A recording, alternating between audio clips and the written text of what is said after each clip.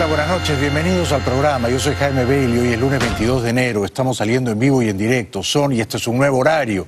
Estamos felices, muy entusiasmados, el público ha desbordado de afecto el estudio esta noche. Son las 9 de la noche aquí en Miami, nos están viendo en todo Estados Unidos y Puerto Rico. Gracias a todos por venir, especialmente a muchas señoras venezolanas encantadoras, que me han colmado de su cariño. El programa de hoy va dedicado a Cintia y Marcelo, que me saludaron en Key Biscayne con un afecto que siento no merecer. Hoy tenemos un gran invitado, Mario Iván Carratú, un testigo de la historia contemporánea venezolana, un gran personaje, ha estado antes aquí en el programa, hace 25 años o poco más era jefe de la Casa Militar en Caracas. Fue crucial para salvar a Carlos Andrés Pérez del golpe fallido del felón Chávez. Mario Iván Carratú en un momentito, inaugurando este nuevo horario. Vamos de 9 a 10 y media, en vivo, en directo, lo que tropieza, lo que sale mal, no hay maquillaje aquí, no hay truco de edición, todo se ve como es de verdad. Bueno, vamos a repasar juntos la actualidad. Primero que nada, creo que es un día feliz, porque ha nacido la tercera hija de Lilian Tintori y Leopoldo López. Se ha llamado Federica. Hace poco más de una hora, Lilian ha anunciado el feliz nacimiento de Federica, ha publicado una foto en su cuenta de Instagram y allí dice: bienvenida Federica, tu llegada es una bendición. Leopoldo, aunque es muy duro que no estés aquí conmigo, recibiendo a tu hija, estoy convencida que será un motivo muy especial que nos llena de fuerza, una esperanza de luz y libertad que nos hace seguir luchando, te amamos. Bueno, un aplauso para Lilian Tintori, ¿no? Para Lilian Tintori, muchas gracias, y para Leopoldo López. En medio de tantas malas noticias que provienen de Venezuela, una noticia esperanzadora, aquella, el nacimiento de Federica, que se une a Manuela y a Leopoldo. Lilian y Leopoldo están casados hace más de 10 años, van a cumplir 11 en abril. Y en mayo Lilian va a cumplir 40 años. 40 años. Ella nació en mayo del 78. Bueno, ahora las malas noticias. Se ha divulgado este fin de semana un video que recoge los últimos momentos estremecedores del policía y piloto, madera de héroe, Óscar Pérez. Óscar muestra allí a sus compañeros malheridos, entre ellos una joven mujer embarazada, Lisbeth Andreina Ramírez. Todos están ya bastante rebajados, menoscabados por la brutal agresión de los sicarios de Maduro y Cabello, y todos por supuesto querían rendirse, pero no hubo una mínima compasión ni humanidad en el bando desalmado de la dictadura. Estos son los minutos casi finales, agónicos, de las vidas de Óscar Pérez y sus valientes combatientes. Aquí están todos el enfrentamiento, ahí están todos los orificios de balas. Tenemos un hombre herido.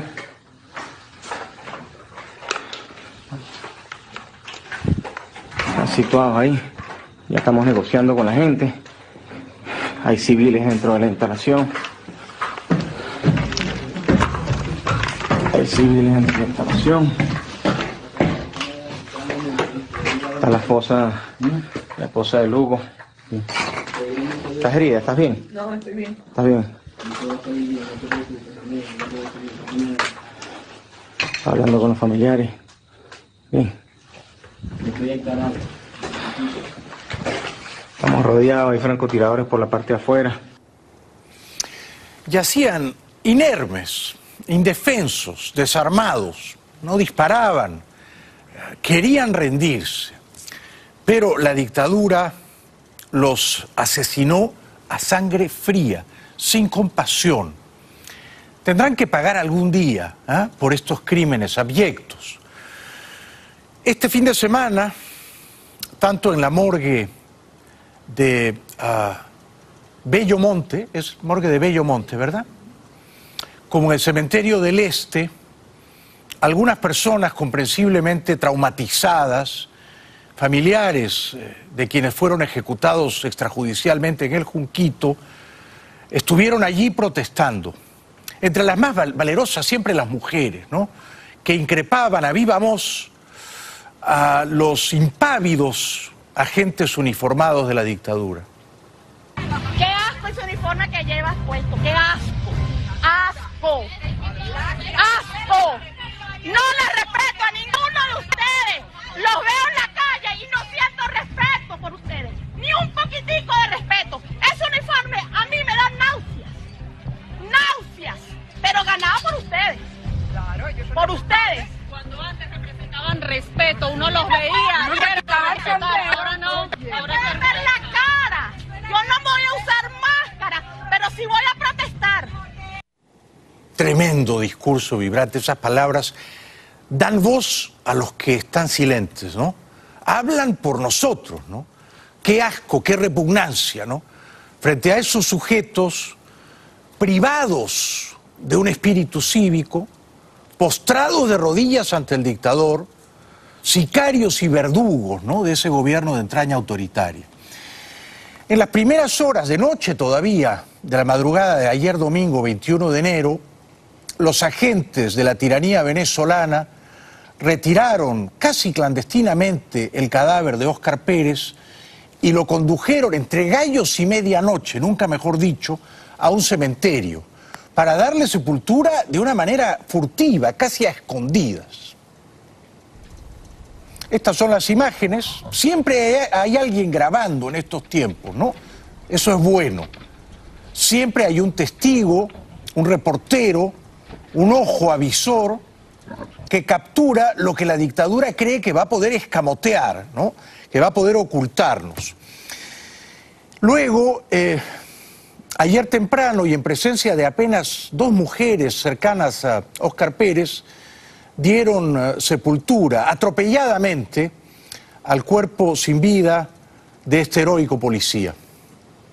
El cuerpo del ex policía Óscar Pérez fue sepultado por los militares a primera hora de la mañana del domingo y solo con la presencia de 2 de sus familiares. Dejó eso en manos de Dios y Dios sabrá lo que va a hacer y que sé que ya él está con Dios.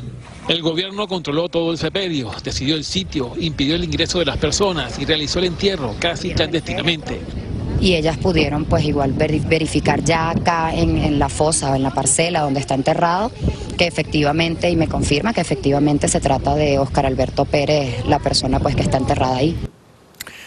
Es una dictadura en toda la línea, es una dictadura porque decide cuándo te matan, cómo te matan, pero luego decide también cómo y cuándo te entierran, de espaldas al deseo de tus familiares, ¿no? France Press recogió estos momentos francamente ignominiosos, oprobiosos en la historia política venezolana. Una dictadura asesinando a sangre fría a libertarios, a jóvenes valientes, y luego enterrándolos manu militari. Los familiares del ex policía Óscar Pérez, que falleció durante un operativo para su captura, denunciaron el domingo en Caracas que fue enterrado en contra de la voluntad de su viuda y su madre. Pérez se había alzado contra el presidente Nicolás Maduro. Por lo menos yo lo que quería era que cumplir con el entierro de mi sobrino. A eso era que yo quería. A eso fue que yo vine a enterrar a mi sobrino. El cementerio estuvo custodiado por militares y solo se permitió el paso a 2 familiares. Luego del entierro dejaron entrar a decenas de personas que apoyaron la causa del exagente. Pero luego de hacerlas esperar largo rato, era solo un puñado de personas, familiares, amigos o simplemente admiradores de Pérez y su grupo, su comando libertario, y no los dejaban pasar. Imagínate, nos montaron un piquete pues dentro del cementerio, no podemos ni estar. Nos montado un piquete y para remate entraron 20 motos con armas largas y toda vaina porque nosotros nos vamos a enfrentar a estos carajos. Bueno, la verdad es que sí, a ellos les duele más lo que está pasando porque no pueden hablar, a ustedes les duele más porque no se pueden expresar, porque tienen que estar callados, porque dependen de que si no tienen ese uniforme y que no hacen lo que a ustedes les ordenan, entonces ustedes no comen, pero no creen ni siquiera en ustedes mismos.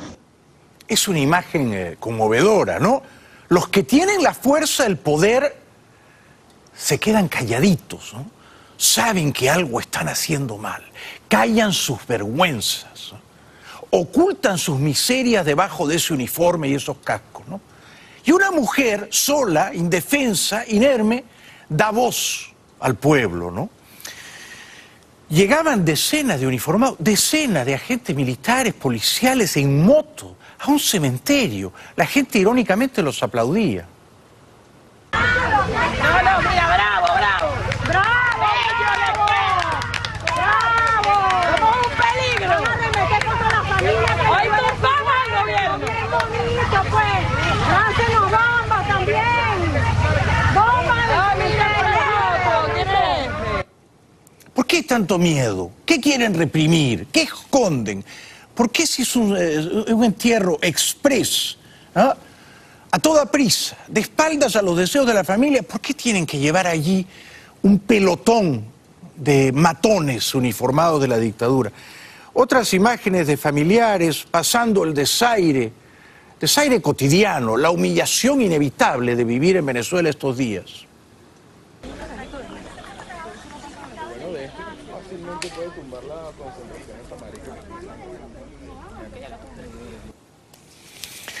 Imágenes luego de la gente que pudo pasar, luego de humillaciones no menores, rezando y orando ante la tumba de Pérez.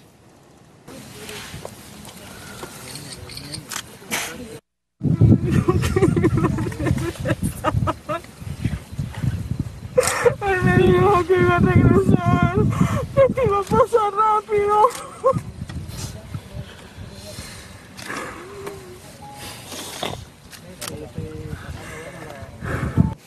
Tuvo que morirse Óscar Pérez para que le creyeran, ¿no? Tuvo que entregar su vida para que los cínicos dejaran de decir que era un impostor o un payaso o un bufón o un agente encubierto de la dictadura. A ese punto ha llegado, me parece a mí, la crisis moral en Venezuela en estos días, ¿no? Nadie le creía, poca gente le creía. Aquí le creímos siempre. Una prima de Pérez pide que aclaren las circunstancias de su muerte. No creemos en ello, no, para nada. Esto está... Le exigimos que aclaren solamente. Que aclaren, que esto se tiene que aclarar. Esto es un hecho inédito en la historia, señora, lo que ha pasado. Claro que sí, esto es un hecho inédito en la historia. Esto es para historia y para todo el mundo. Esto ya está internacionalmente, todo el mundo está con nosotros, sabe lo que sucedió y bueno. Para ustedes, ¿cómo debe ser calificada lo que pasó en el Junquito? Una masacre. Un acto indigno, no respetaron la vida. No respetaron la vida de nadie, no le importó a nadie. Nada, ni nadie, ni nada. Fue, en efecto, una masacre. La prensa europea, y la prensa europea es comedida, ¿ah? Es circunspecta, es políticamente correcta. Habla ya de Maduro como el carnicero, ¿ah? El carnicero Maduro, el matarife Maduro. Como hablaban antes de Saddam Hussein o de Bashar el-Assad en Siria, ¿eh? El carnicero Maduro, ¿ah? Bueno, la tía Aura, tía del heroico Óscar Pérez, en medio de la pena, de la congoja y de la aflicción, se conforta pensando que Pérez está en la gracia del Señor. Una pérdida de un ser humano y grande como era él. ¿Qué más te puede decir? ¿Qué más te puedo decir?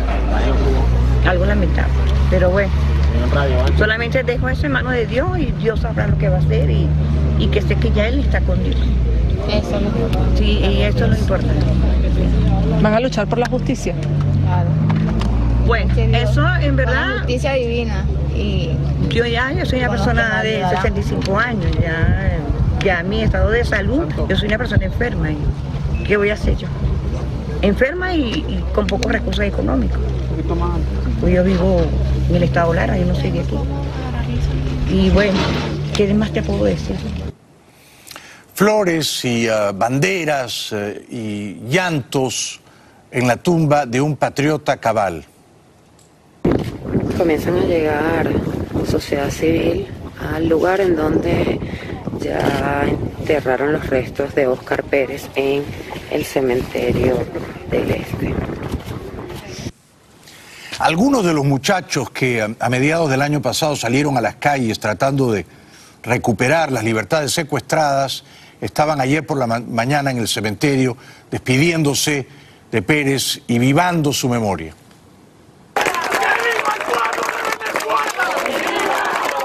¡Que viva nuestro honorable valiente de Venezuela! Gracias, pueblo de Venezuela. Gracias a todos los valientes. Sigamos en la lucha. Es la mejor forma que podamos honrar a la memoria de nuestros caídos. ¡Resistencia! ¡Resistencia! ¡Resistencia! Yo no dudo de que es un ejemplo épico y al mismo tiempo ético que se extenderá, que se esparcerá entre los muchachos. Uno de ellos, conmovido, portando una máscara antigases, pedía salir a las calles de nuevo. ¡No hacemos nada! ¡No podemos recordarlo a él como un héroe o como un... No podemos, tenemos que conmemorar su memoria, tenemos que hacerlo, salir a la calle. ¿Qué nos falta? ¿Qué más necesitamos? Yo tengo 23 años, tengo una profesión y me duele que teniendo eso no tengo nada. Tenemos que ir brevísimamente a la publicidad. Más adelante viene Mario Iván Carratú, un personaje excepcional de las últimas décadas de la historia política venezolana. Fue jefe de la Casa Militar con Carlos Andrés Pérez. Tuvo un papel verdaderamente admirable para salvar en aquella ocasión infausta a la democracia de su país. Bienvenidos de vuelta al programa. Estamos saliendo en vivo y en directo, inaugurando un nuevo horario aquí en Mega, de 9 a 10:30 de la noche. Todas las noches en vivo, ¿ah? Acá no grabamos, no ensayamos, no repetimos las tomas. Sale la verdad pura y dura, cruda, neta, sin maquillaje. En un momentito voy a conversar con Mario Iván Carratú. Vamos a hablar, será inevitable, de la masacre del Junquito, del sepelio casi clandestino de Óscar Pérez y del futuro que le aguarda a Venezuela. Decenas de personas colman el estudio y lo cargan, cargan el aire de su esperanza y su optimismo a pesar de todo. A ellas, a la esperanza y al optimismo, no hay que renunciar, ahora ni nunca. Bueno, han enterrado también este fin de semana el cuerpo de Lisbeth Andreina Ramírez. Tenía 30 años, estaba embarazada, era la menor de 5 hermanos, era enfermera de profesión. 30 años, una jovencita. ¿Qué hacía allí? Estaba allí porque estaba embarazada de su novio, de Jairo Lugo, que estaba allí también en la casa del Junquito con Óscar Pérez. Aparentemente fue a visitarlo y la pillaron ahí, visitando a su novio, a Jairo. Era hija de padres colombianos. Que Dios la guarde en su gloria.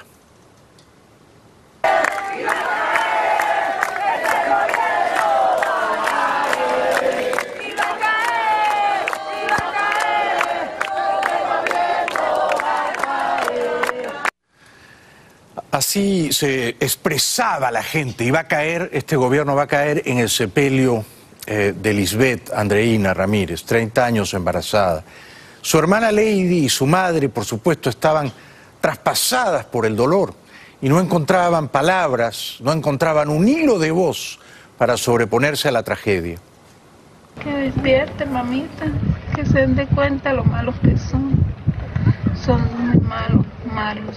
No han tenido compasión con nadie, con nosotros ni con nadie. Y si siguen, no la van a tener. Van a seguir haciendo lo que quieren, lo que se les da la gana.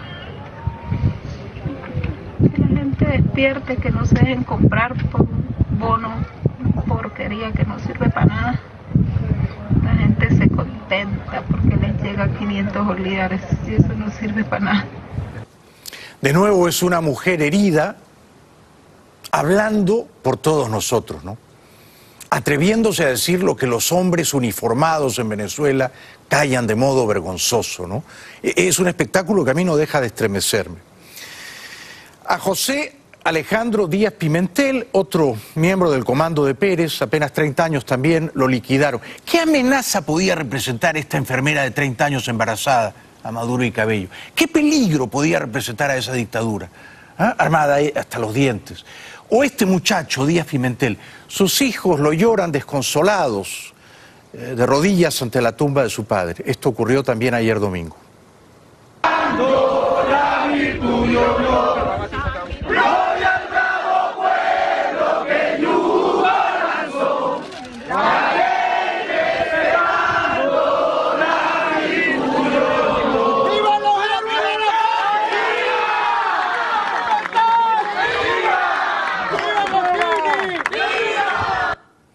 tantas vidas destruidas, ¿no? Madres, hermanas, hijos, tantas vidas cegadas prematuramente, ¿no? Tanto dolor, tanta sangre derramada. Yo quiero creer que esto no será en vano, ¿no? Y que la suerte de Venezuela cambiará pronto. María Corina Machado encontró valor para salir a las calles y pronunció un juramento a la memoria de los caídos en el Junquito. Juramos ante todos aquellos que han dado su vida por la libertad. Juramos ante todos aquellos que han dado su vida por la libertad.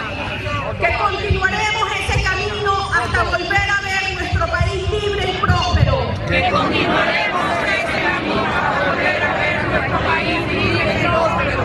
Feliz y lleno de futuro. Feliz y lleno de futuro. Juramos que la libertad se impondrá ante la opresión. Juramos que la libertad se impondrá ante la opresión. La luz sobre la oscuridad. La luz sobre la oscuridad. El bien sobre el mal. El bien sobre el mal. Venezuela es como nuestros héroes. Venezuela es como nuestros héroes. No como nuestros tiranos. No como nuestros tiranos. Dios los bendiga y nos bendiga a todos. ¡Viva Venezuela libre! ¡Viva! Yo estoy contigo, María Corina, ¿eh? Y de nuevo es una mujer hablando lo que los hombres callan. De nuevo. Bueno, hubo hoy, y esto creo que es alentador, vigorosas protestas ciudadanas en las calles de Caracas. Una protesta en Caracas fue disuelta el lunes por la policía con gases lacrimógenos y balas de goma. Manifestantes encapuchados que denunciaban la muerte del piloto rebelde Óscar Pérez respondieron con piedras y cócteles molotov. No somos ni izquierda ni derecha, somos los de abajo, somos los de abajo que vamos por los de arriba, mamaguero. La concentración inició en la mañana frente a la Universidad Central de Venezuela y concluyó con una treintena de heridos, según dirigentes estudiantiles. Calles aledañas fueron bloqueadas por manifestantes con escombros y basura quemada, mientras que las vías de acceso a la zona eran vigiladas por militares. Es la única oportunidad que tenemos. Si salimos todos, en 2 días acabamos con este gobierno. Hubo también muy valientes, robustas protestas en la Plaza Tres Gracias. Continúa la fuerte represión en las afueras de la Universidad Central de Venezuela. Recordemos que en este sitio se ubica la Plaza Tres Gracias, donde la organización política 20 Venezuela había llamado a concentrarse a la ciudadanía. Sin embargo, a partir de las 12 del mediodía de este lunes, pues empezó el fuerte enfrentamiento entre manifestantes y efectivos de la Policía Nacional Bolivariana, quienes desde las 12 del mediodía hacen detonaciones de bombas lacrimógenas y perdigones contra los manifestantes. Bueno, una mujer que yo creo que fue chavista, una mujer de mediana edad, que está exasperada por los abusos de un gobierno forajido, fascineroso, graba, deja constancia de su decepción. Y mira, ¿cómo es posible que el gobierno, y yo le echo la culpa al gobierno porque aquí no hay más ningún otro responsable, porque el gobierno es el culpable de todo esto? Sí, hay guerra económica, sí, hay cosas que nos están saboteando, sí es cierto, aquí nadie quería una revolución y el culpable de que todo esto esté mal ni siquiera son los chavistas. O sí son los chavistas, pues, porque el gobierno tiene la responsabilidad de todo, porque para algo elegimos un gobierno los venezolanos. Querida señora, la guerra económica la ha decretado y la libra día a día la dictadura contra el pueblo de su país. No caiga usted en la trampa de pensar que los empresarios, los pocos empresarios venezolanos que todavía pueden producir, tienen algún interés de hacer daño al pueblo. Venezuela pasa hambre por culpa de las políticas estúpidas, incompetentes de la dictadura. No hay otra razón. Bueno, el matón de Cabello, el matón ventrudo de Cabello, que es un matón insolente y lenguaraz, se ofende cuando la gente dice que Óscar Pérez tuvo el coraje de alzarse en armas contra una dictadura y que a la memoria de Pérez no le llega ni a los tobillos el felón de Chávez, que se sublevó en armas, matando a decenas de personas, creo que a centenares, contra una democracia legítima, así que no hay analogía moral. Pero Cabello dice que aquella vez, en el golpe fallido de su admirado Chávez, Él salvó la vida haciéndose el muertito. No, que no le dieron, después comienzan a comparar con el 4 de febrero, carajo.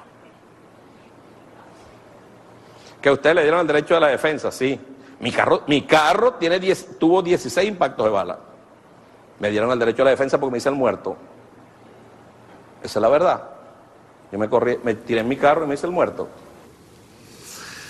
Bueno, yo sueño con ver a este gordo maléfico, corrupto, ladrón, en una cárcel aquí en la Florida, con el mameluco naranja que dejó Noriega.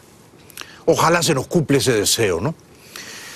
La ex fiscal Ortega, que en su día sirvió con bastante diligencia al chavismo, y todo hay que recordarlo, perdonen que cultive un poquito el rencor, ahora se horroriza de que los ciudadanos en Venezuela no tienen justicia independiente a la que protestar. Tampoco la tenían cuando ella servía al sicariato judicial del régimen, ¿no? ¿Cómo se controla lo que ocurrió allí?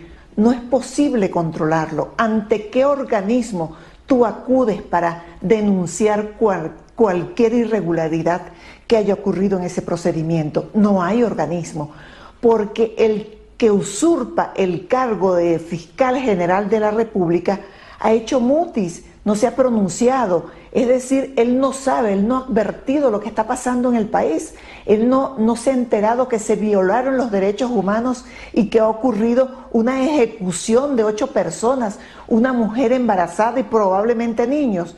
O sea, esta es una situación gravísima que el venezolano no tiene dónde acudir. Vamos a tener que acudir a instancias internacionales para que haya una respuesta y para que haya justicia. Nunca es tarde para rectificar, pero a ella le tomó más de una década darse cuenta de todo esto, ¿no? Álvaro Uribe, que para mí es el gran campeón de la democracia en América Latina. Bueno, en Colombia los jóvenes me insultan, se mofan de mí, me dicen uribista como si eso fuera un agravio, una calumnia. Sí, supongo que soy uribista. La verdad es que recuerdo con nostalgia los tiempos de Uribe, ¿eh? Uribe era el único que se le plantaba a Chávez, cuando todos los demás le abanicaban a Chávez los guindones. Uribe no era parte del puticlub de Chávez. Todos los demás eran como señoras del cabaret, ¿no?, de Chávez. Y entonces Uribe dice un par de cosas bien dichas sobre Venezuela. Ojalá los colombianos que van a votar el primer semestre de este año, ojalá no voten por la FARC y voten por Iván Duque, el candidato uribista. Ojalá, porque se juega mucho en Colombia este año, ¿eh? La tiranía ha protegido a los terroristas como a la FARC y al ELN.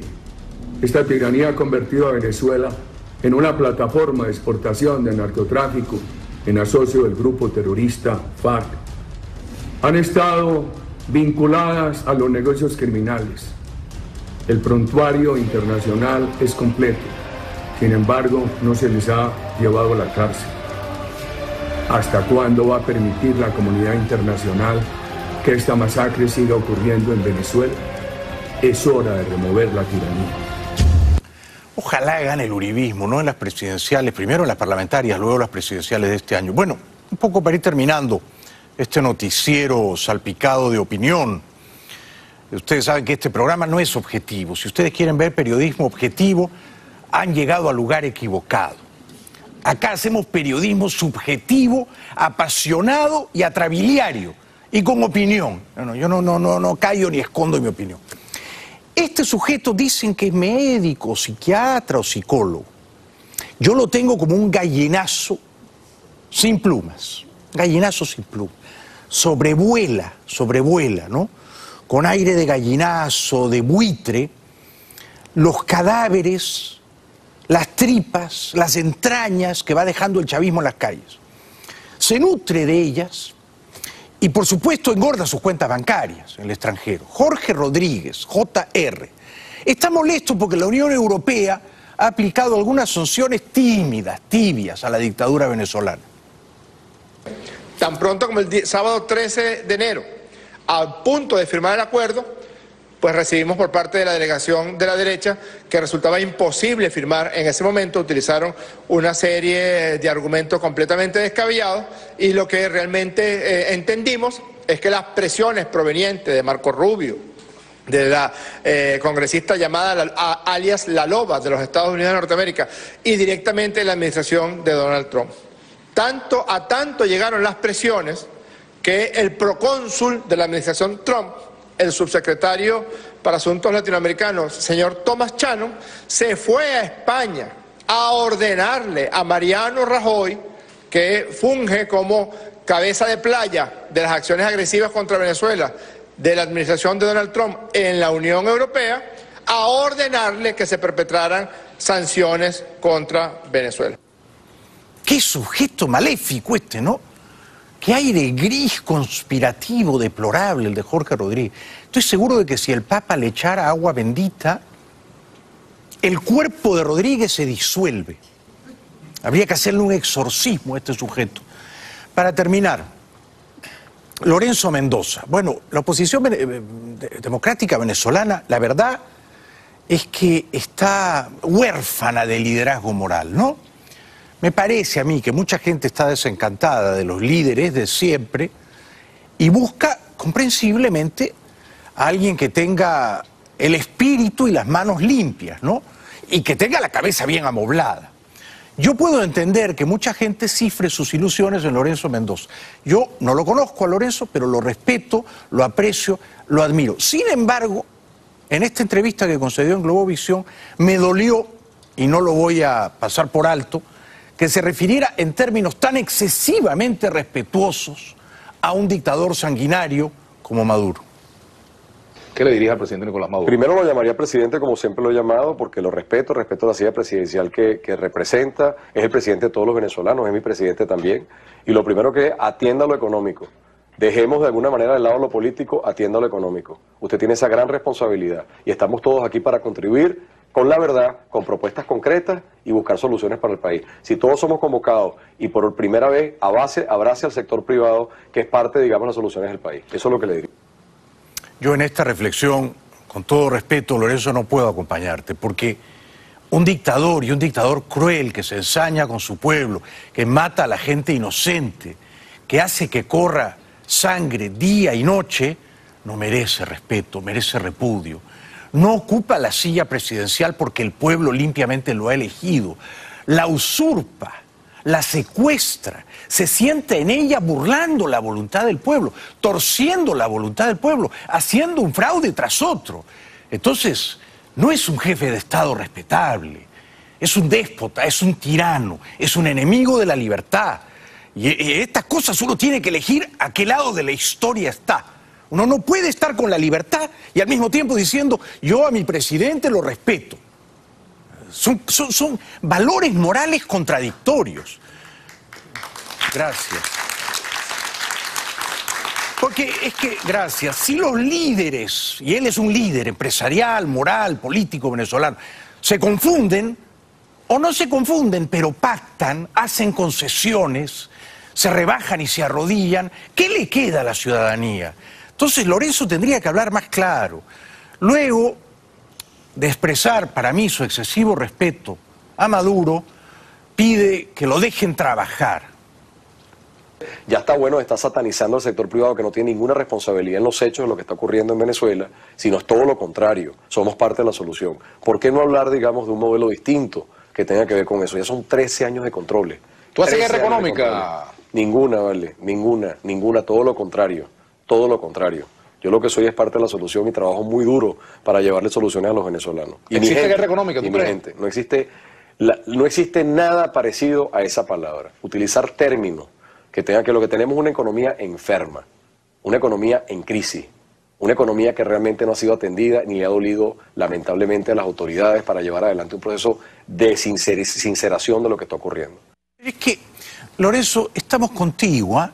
Yo tenía que expresarte mi discrepancia profunda e insalvable. Yo jamás diré que Maduro es el presidente legítimo de los venezolanos y que merece respeto. Dicho eso, ojalá entres en política. Venezuela te necesita. Ojalá Venezuela tuviera un presidente como Mendoza. La economía venezolana está enferma por culpa, no de Maduro, ¿ah?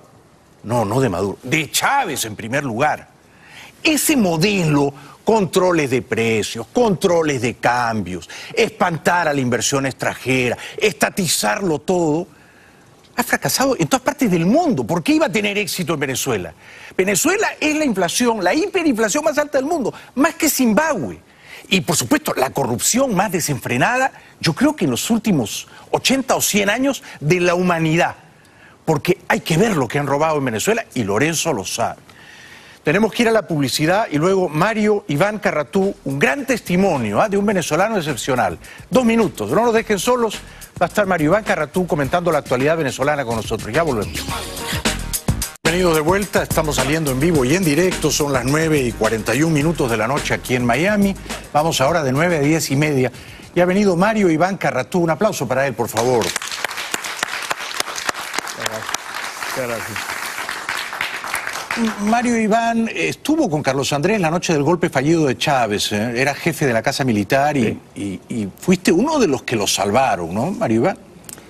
Bueno, lo saqué del palacio, el palacio estaba prácticamente vacío. Si no lo sacabas, ¿lo mataban? Si yo no regreso al palacio de mi casa, él no sale, porque él no se iba a dejar agarrar preso. Yo lo conocía bastante. Era valiente. Sí, era un hombre valiente, desprendido y de posiciones firmes. O sea, respetaba mucho a los compañeros políticos, partidos, a la gente, a la oposición inclusive, pero a la hora de decidir y actuar era firme en sus decisiones. Y en la parte militar era muy serio en el manejo de los mandos militares.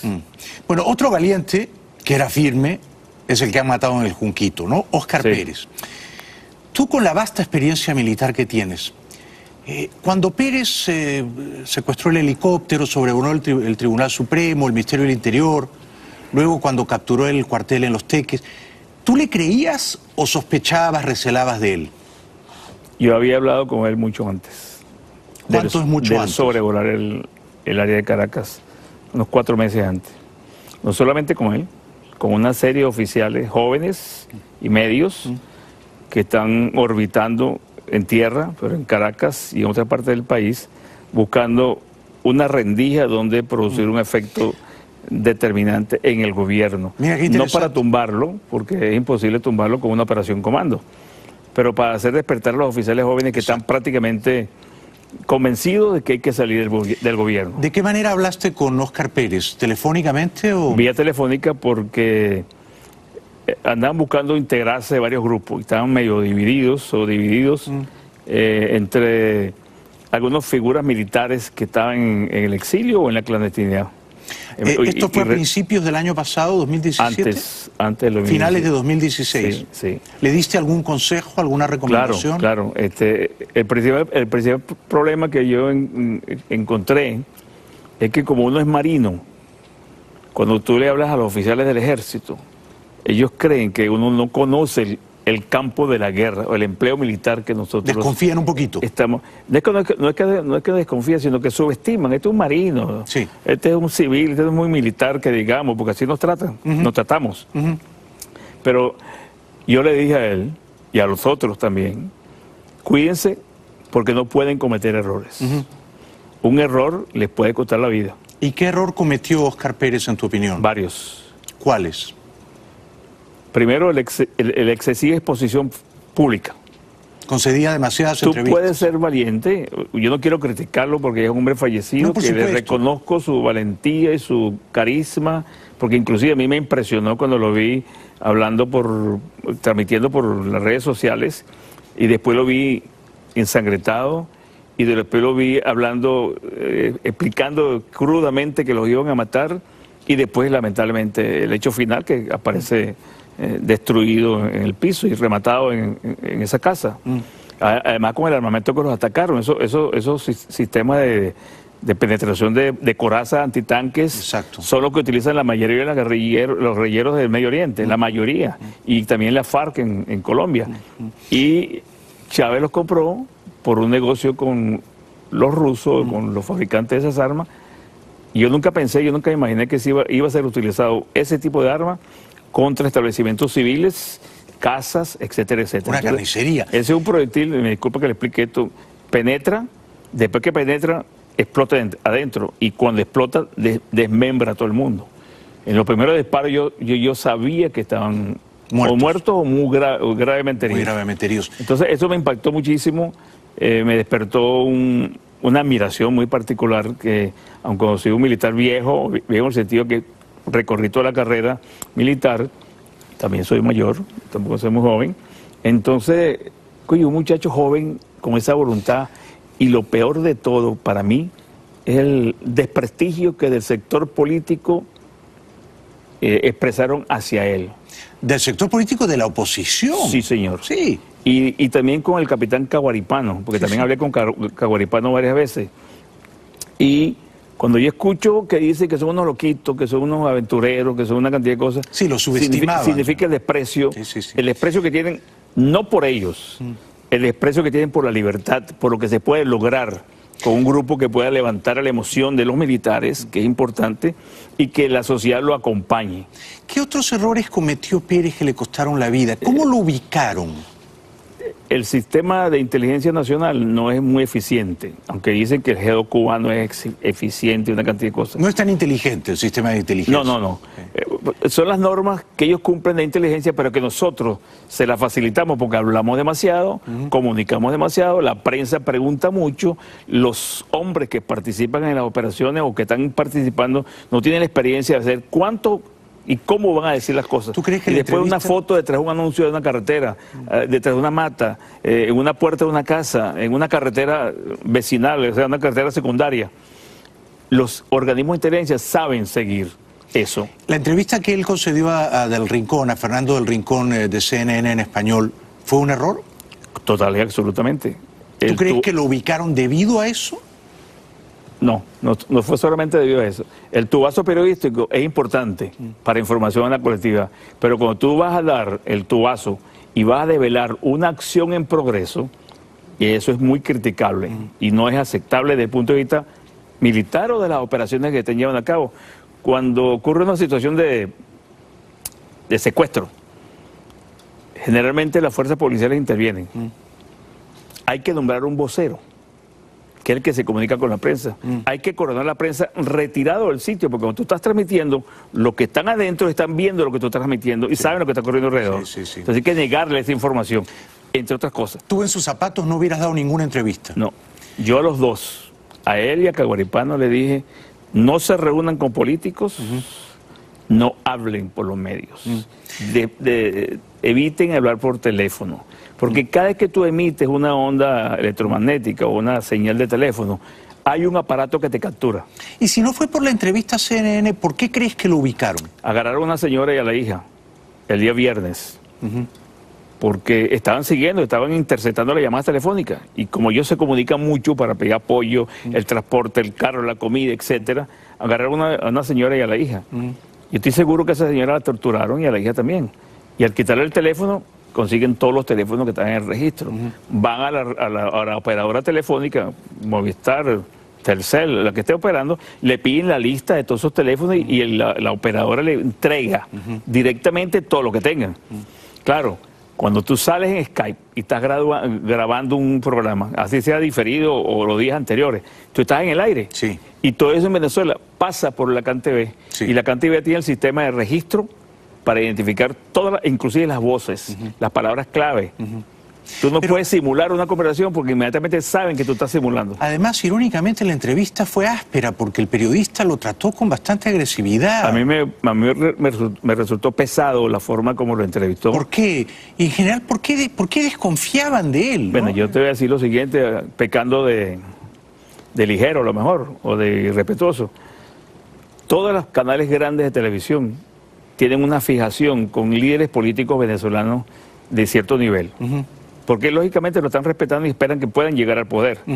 Entonces esos canales, ese canal específicamente, tiene una fijación con la Mesa de la Unidad Democrática y no reconoce los errores que han cometido reiteradamente durante 20 años. Defienden a la MUT. Exactamente. Y este periodista, sin conocerlo, sin saber ni cómo es él en el sentido personal. Él en general es agresivo siempre con sus interlocutores, pero fue demasiado rudo. Presentar a tres personas, confrontarlo públicamente, tratar de sacarlo de su discurso televisivo, lo que iban a declarar, reconociendo que tenían ciertas limitaciones de comunicación, porque no es fácil. transmitir una idea. Además, Pérez estaba jugando la vida al darle. Entonces, y eran los últimos días. Sí, sí, sí. Ellos tenían otras operaciones. Yo particularmente le mandé a decir y le dije a uno de ellos, cuando ustedes interceptaron y tomaron el cuartel de la Guardia Nacional en las afueras de Caracas, ustedes cometieron un error. Ustedes arengaron a las tropas, a los que estaban ahí, les hablaron de democracia, les hablaron de tiranía, les hablaron de genocidio, pero ninguno de ellos habló. Ustedes han debido colocarlos a ellos a expresar lo que sentían, a decir qué instrucciones recibían, de quién las recibían y si habían cubanos o no, u otras personas de otros países presentes. Hubiera sido una gran cosa. Exactamente, porque eso, independientemente que lo hubiesen capturado, eso queda como un registro que puede ir a la Haya, a la OEA, a la ONU, y queda como registro mundial de lo que es un grupo de militares vendidos a una ideología o comprometidos con una ideología que asesinan. Porque el problema es que detrás de todo esto hay un grupo de personas que están matando y asesinando a los venezolanos como le pasó a ellos y podría seguir ocurriendo. Podría seguir ocurriendo. Publicidad, nos vamos a quedar un rato largo con Mario Iván. Le voy a preguntar por qué Lorenzo Mendoza respeta tanto a su presidente Maduro. 2 minutos, ya volvemos. Estamos inaugurando un nuevo horario aquí en Mega, de 9 a 10 y media de la noche. Estoy conversando con Mario Iván Carratú, un gran personaje de la historia política reciente en Venezuela. Mario Iván, Óscar Pérez y su grupo, que eran pocos, eran menos de 10, ¿no? ¿Podrían haberse escapado, por ejemplo, a Colombia? O sea, ¿ellos tomaron la decisión deliberada de quedarse? La última vez que yo hablé con ellos, no hablé yo directamente, sino yo iba en un carro aquí en Miami y se estaba hablando con él para apoyar a su esposa que estaba en México. Creo que 2 hijos. Y se logró el apoyo. Llegó el apoyo económico para la esposa y en ese momento yo le dije, como con el auxiliar de teléfono, o sea, en el mismo carro, cuídate que te están oliendo las espaldas, te están roncando. Claro, un individuo involucrado en esa depresión que tenía, un comentario mío, a lo mejor no lo hizo caso. Pero esos son errores que se cometen en la formación básica de todo oficial de comando. ¿Tú en su lugar te hubieras ido a Colombia? No, yo me hubiese quedado clandestino. Yo estoy aquí porque me dejaron. Yo no estoy aquí porque me vine. Yo estaba en Colorado y el presidente me mandó a detener, allanó mi casa y no pude regresar. Porque regresar es ir a prisión como está Vivas y como están otros. O me hubiesen caído a palo y a lo mejor estuviera ¿Por qué muerto. no aceptaron la rendición de Óscar? ¿Por qué? ¿Por qué le tenían miedo vivo? Porque Óscar retó al gobierno, retó al sistema cubano, retó el control que hay en Venezuela para todas las operaciones que pueden haber militares o civiles contra el gobierno. Ese irrespeto, esa osadía, esa valentía que demostraba y la serenidad, al gobierno no le gustó. Era muy carismático, ¿no? Total y absolutamente. Y yo, inclusive, nosotros los militares nos llevamos bien con las fuerzas policiales, pero percibí de los militares que me escribían que lo admiraban por su exactitud en lo que estaba haciendo y la precisión, sobre todo la seriedad, porque era un hombre joven y yo nunca le vi una sonrisa, yo nunca le vi una expresión ligera, siempre centrado en lo que estaba haciendo y en lo que quería hacer. Ahora, ese desafío que él encarnó, cuyo ejemplo, cuya inspiración perviven, ¿encontrará otros discípulos entre los policías y militares venezolanos? Yo tengo la certeza que sí. Sí. Sí.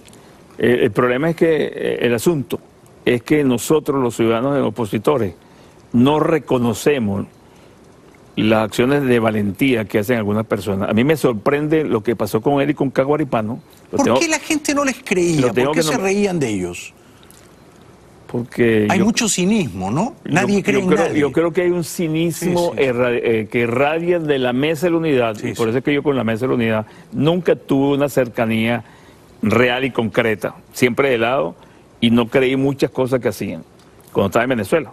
Cuando estuve aquí, los ignoré realmente. No me ocupé de lo que estaban haciendo y no les vi éxito en nada de lo que abordaban. Pero ¿qué ocurre en este caso? Desde esa Mesa de la Unidad y de los sectores políticos, porque vamos a estar claros, muchos de los que están en la Mesa de la Unidad eran parte de las guerrillas o familiares de la guerrilla de los 60, a quienes yo llamo... Dame dos o tres nombres para ver de quiénes estás hablando. Pablo Medina, Centey, Kiko, y la fiscal, ella es hija de un comunista guerrillero. ¿Luisa Ortega? Sí. Entonces, los venezolanos que no conocen la historia real de lo que pasó entre los 70 y el 85 del siglo pasado, no tienen idea de lo maligno que fueron esas personas en su oportunidad frente a la democracia. En Venezuela mataban 3 policías diarios, asaltaban todos los bancos. Jorge Rodríguez y su hermana Elsie son también hijos de un guerrillero trotskista, secuestrador, ¿no? Villegas, que lo acabo de ver por ahí. Yo soy, no es que soy amigo, hablo con cordialidad con él, pero él viene en un lugar comunista. Vladimir Villegas y el otro, Ernesto Villegas. El otro es el tonto. Bueno, posiblemente, pero tiene una cuenta abultada. Ya, no tan tonto, claro. Entonces, y el mayor de ellos, que es otro periodista, muy centrado en lo que era, pero ya cambió. Una de las cosas que yo agradezco a Chávez y a este proyecto es que le quitó el argumento de la izquierda venezolana y suramericana de la imagen de Fidel Castro. De lo bueno que era Fidel Castro, de lo bueno que era él para América Latina en general. Y así se ha metido en todos los países, abordando temas sociales que no lo iban a resolver y querían utilizar al cuerpo social de cada uno de nuestros países para imponer una ideología que destruye al hombre, destruye todo lo que lo rodea.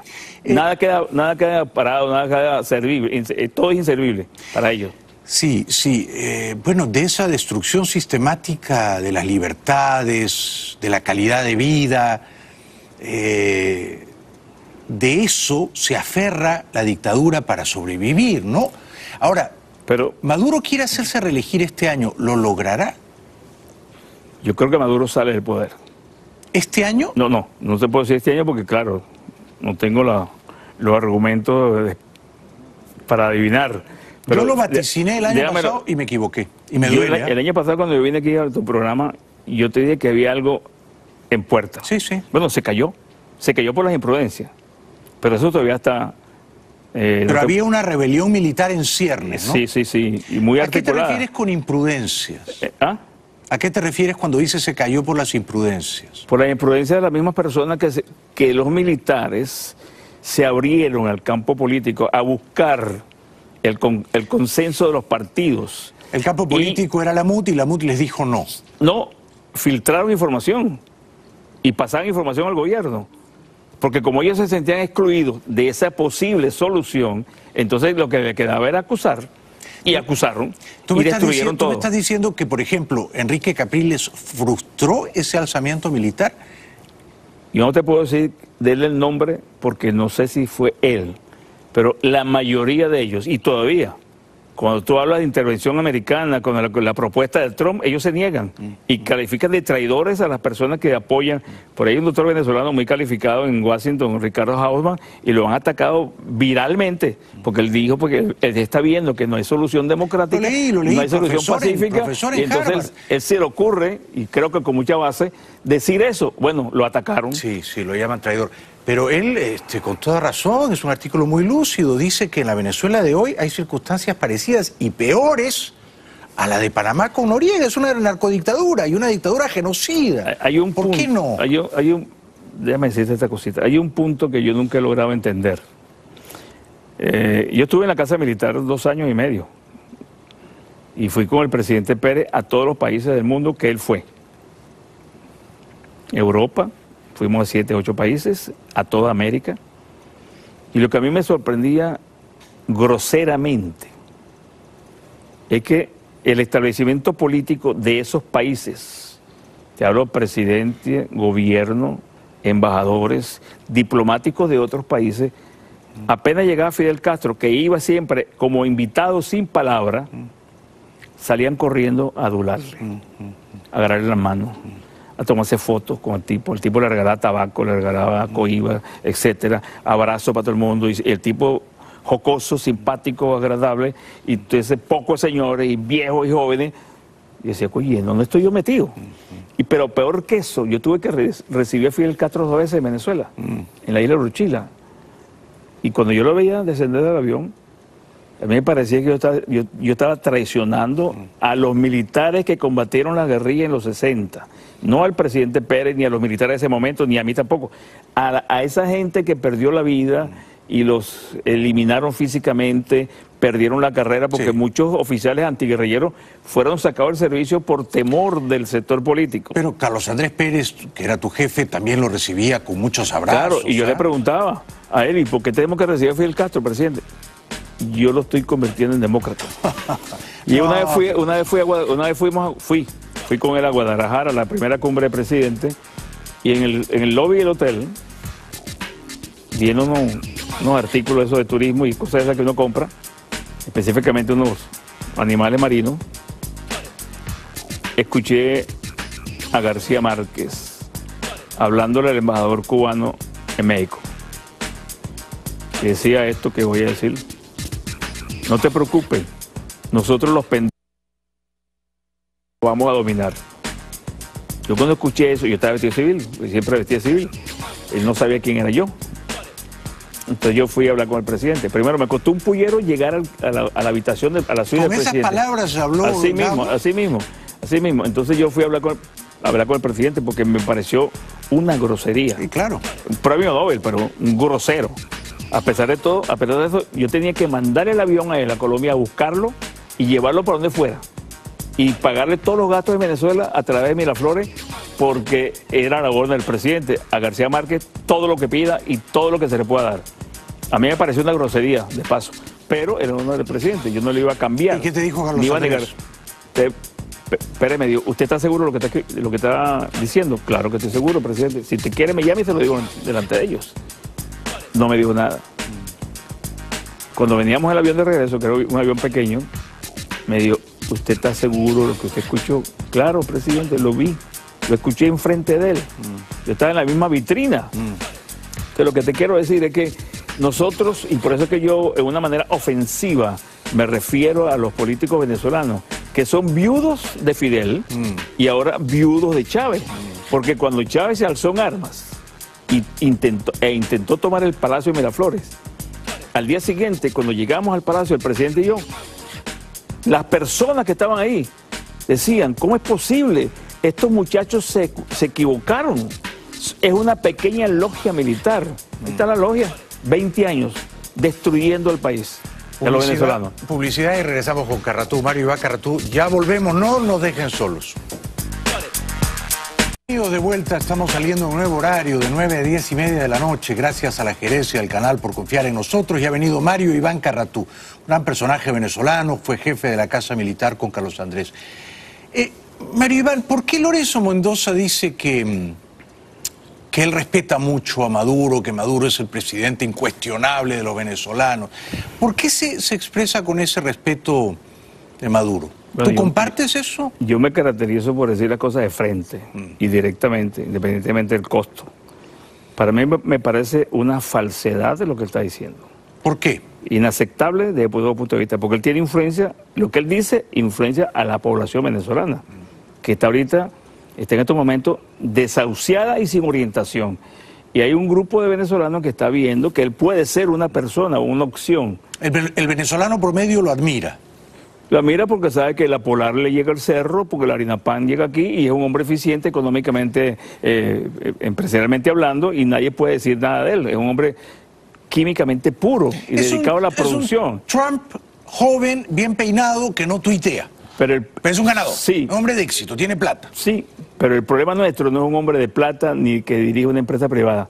El problema nuestro es un grupo de hombres y mujeres, una junta que pueda asumir las funciones de reconstruir el país y pasar la factura, jurídicamente hablando, de toda esa cantidad de personas que han abusado del país y han robado el país. Cuando Mendoza dice que lo respeta, ¿por qué? Porque dice respeto porque en realidad es miedo, o sea, le teme. Yo me atrevo a decir que lo que tiene miedo es que lo puedan eliminar físicamente. ¿Tanto como eso? Sí. Sí. Sin embargo, no se va, podría irse y no se va. Bueno, pero no dice nada frontal contra el gobierno. Se mantiene un estado de equilibrio. Opino, hago, trabajo, produzco le doy la oportunidad de comer al pueblo venezolano, pero no critica. ¿Cómo va a decir a un individuo que es genocida, que ha asesinado 140 personas en los últimos 7 u 8 meses, que acaba de masacrar a estos hombres de la policía, que desde 1992 se están matando? En Miraflores mataron 12 soldados por disparos en la cabeza. Y yo los veía muertos en los pasillos. Déjame preguntarte algo. Entonces, ¿cómo un individuo desconoce la historia, desconoce la realidad del país, desconoce el hambre del pueblo? Pero es que no entonces desconoce, respeta a un individuo que nos ha llevado... ¿Ah? No desconoce, no lo ignora. Conoce todo eso, pero lo dice por miedo. Por miedo a que le quiten su negocio. Por eso que te digo. Pero para mí que aparte del negocio, porque el negocio es algo físico, ¿verdad? Una estructura comercial que también la tienen otros países, de paso. No lo critico, ni lo envidio, ni me importa, pero no puedo aceptar que una persona de ese nivel empresarial, educativo y de la clase más alta del país diga que él respeta a un asesino. ¿Te gustaría que él fuera presidente de Venezuela? ¿Ah? Dígame. ¿Te gustaría que él fuera presidente de Venezuela? No dura un mes. ¿Por qué? Porque no tiene carisma para dirigir al país en este momento tan crítico. ¿Quién te gustaría que lo fuera? Yo no veo a ninguno individualmente. Nosotros tenemos que... Esa es una opinión muy particular. Pero si no ves a ninguno, estamos en problemas. No, pero déjame terminar. En Venezuela sobran personas que pueden asumir el trabajo de una junta.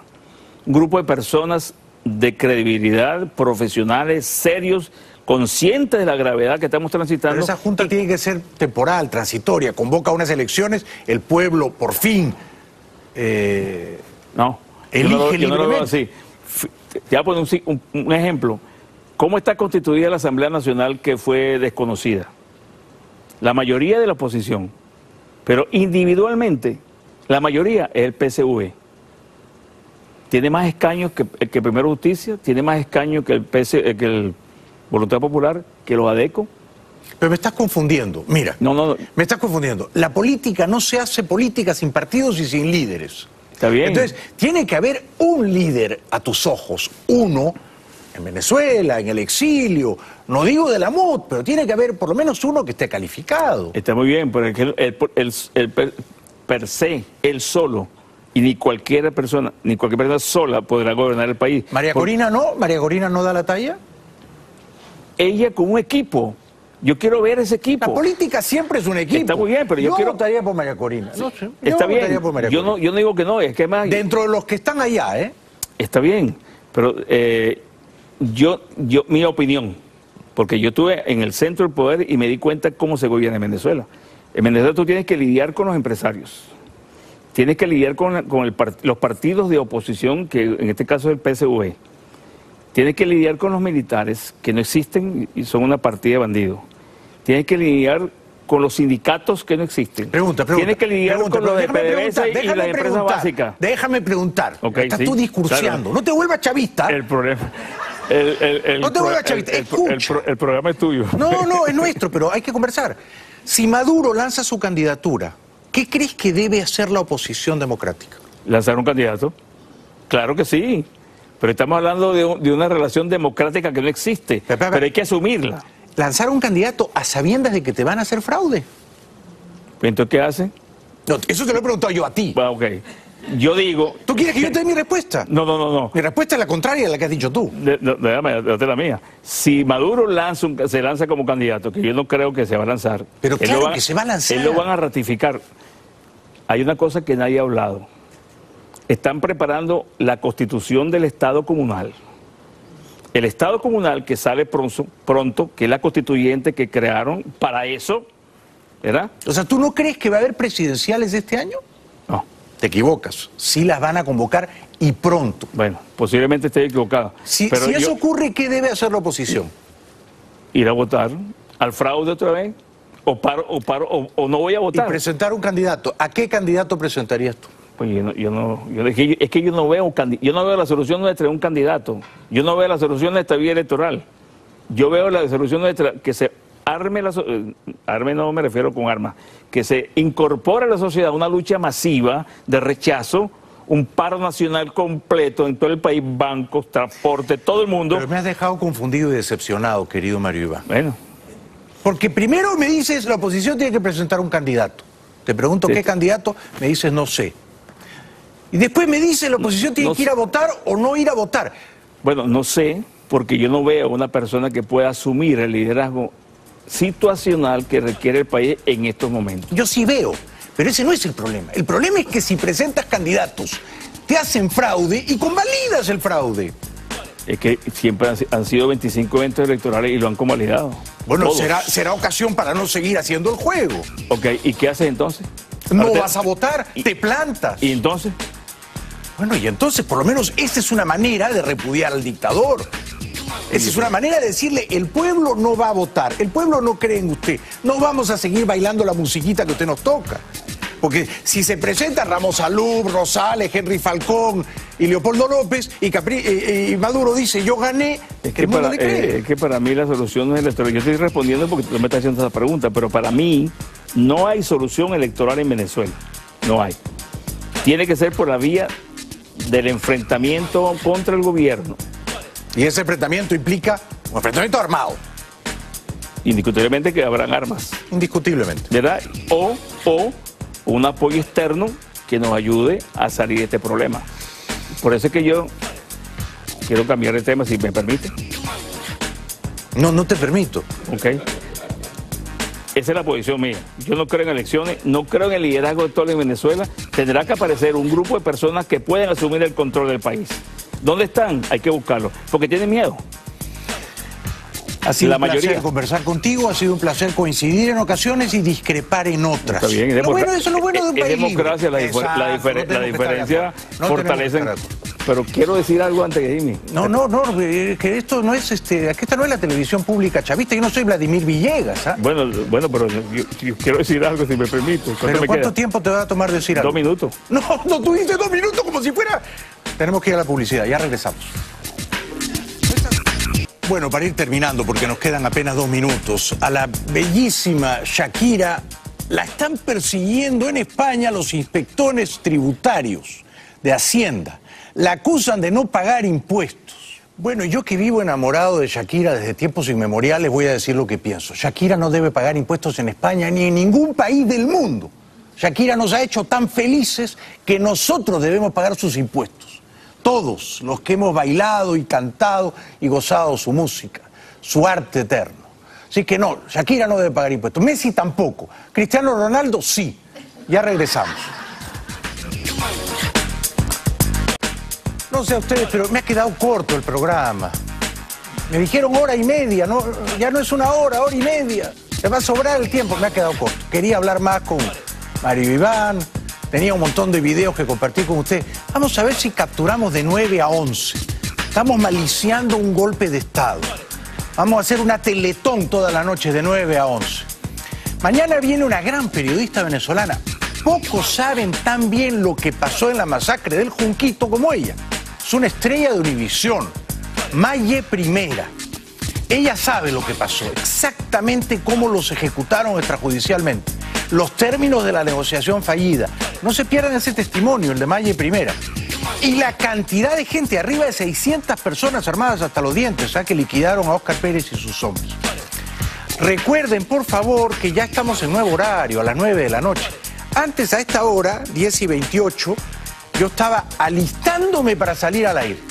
Ahora me alisto para volver a mi casa, para volver al escenario del combate erótico amoroso. Un colchón de 15 años de antigüedad. Voy a encontrar a Silvia despierta, ¡qué emoción! Porque es que yo llegaba a las 12:30 de la noche, Silvia estaba, por supuesto, sumida en un sueño catatónico. Pero ahora, mi amor, espérate, espérate, aguárdate que te espera un alzamiento ciudadano. Muchas gracias por hoy y gracias a la gente que vino, gracias a la gente del canal. Los queremos mucho y los esperamos todas las noches a las 9 en punto, de 9 a 10:30 por ahora. Después nos vamos hasta las 11. Gracias, buenas noches.